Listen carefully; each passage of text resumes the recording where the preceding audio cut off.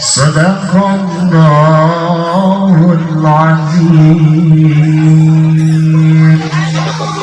Allahumma salli wa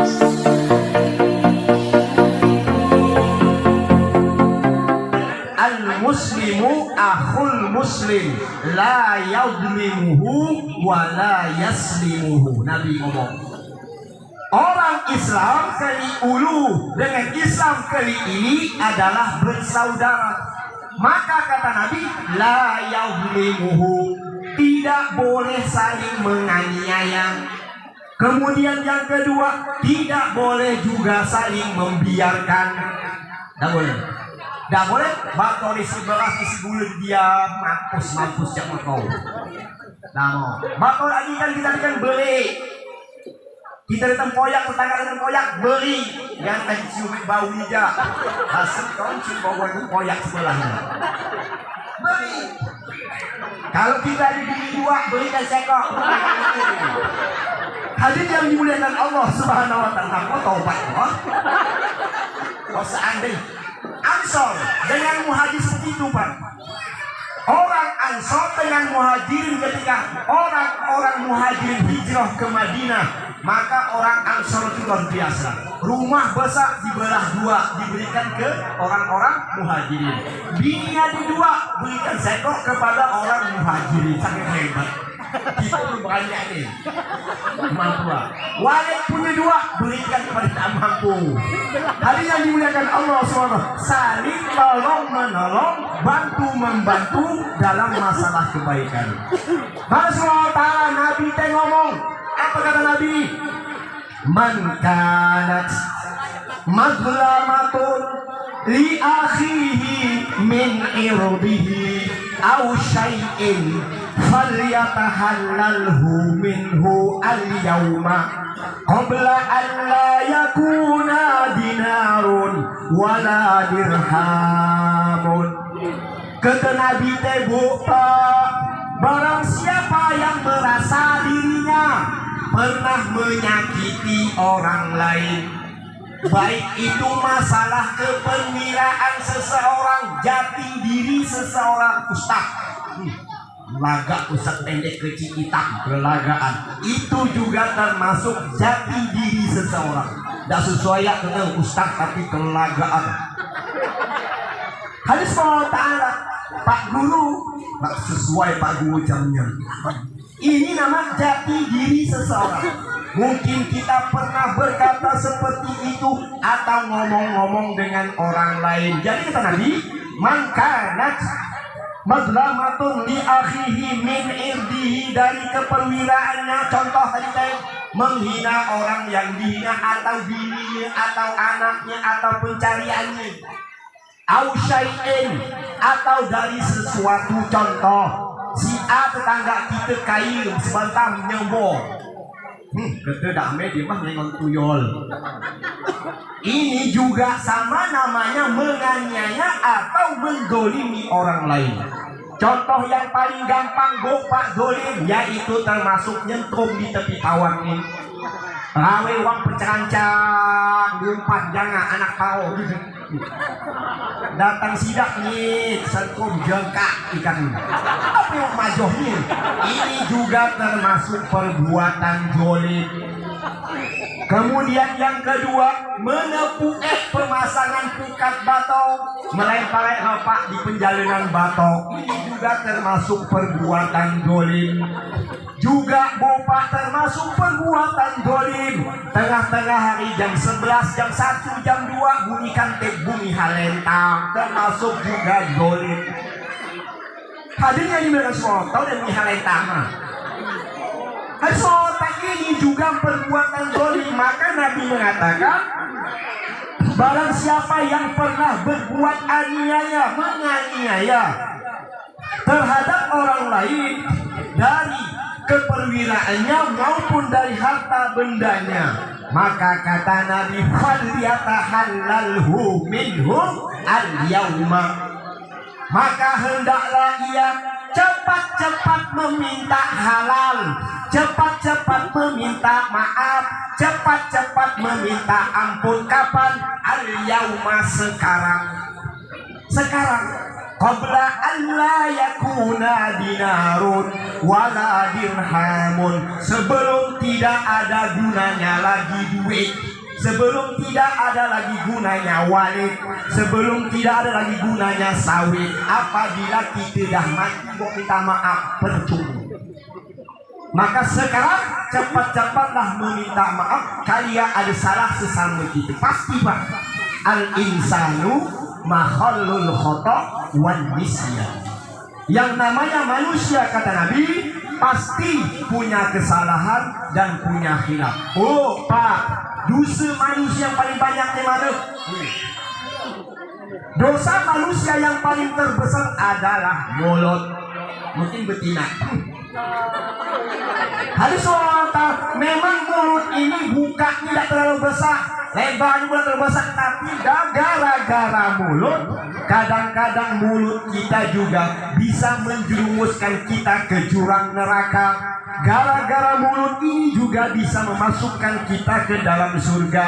Maka hati-hati dengan mulut, ibu-ibu, bapak-bapak. Bagaimana supaya mulut kita masukkan ke dalam surga? Banyak-banyak baca Al-Quran, banyak-banyak baca istighfar, banyak-banyak baca sholawat, banyak-banyak berzikir kepada Allah, banyak-banyak mudzakarah masalah agama. Bagaimana mulut kita masukkan ke jurang neraka? Banyak-banyak yang nyumpah, banyak-banyak yang mati, banyak-banyak yang ngumpat, banyak-banyak yang cele, banyak-banyak yang bula, banyak-banyak yang ngerampot. Hadirin yang dimuliakan Allah, jadi hati-hati dengan mulut kita. Karena dosa yang paling banyak yang pertama dari mulut. Mana Nabi? Aksarun nasi zunuban yaumal qiyamati aksaruhum kalaman fima la ya'nihi. Kata Nabi, kebanyakan dosa-dosa manusia pada hari kiamat disiksa Allah karena gara-gara mulutnya. Maka hati-hati dengan mulut kita. Hadis Allah Ta'ala, jadi kata Nabi SAW, cepat-cepat falyatahallalhu minhu al-yawma qabla an la yakuna dinarun wala dirhamun.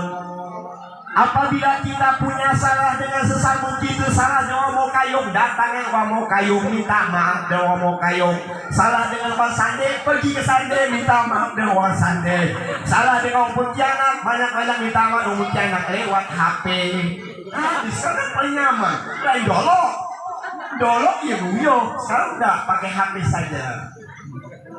Maaf ya, salahku, hilafku, lupaku. Yang jawab dia sama-sama. Soalnya seperti yang diharapkan oleh agama Allah SWT. Kenapa seperti itu Pak Bu? Kata Nabi teh, lanjut hadis teh, wa in kana lahu amalun sholih ukhidha minhu biqadri madlamatihi. Apabila orang yang nganiaya, orang yang nyakiti, dia punya amal soleh, maka seluruh amal kebaikannya diberikan kepada orang yang disakiti sesuai dengan yang disakiti.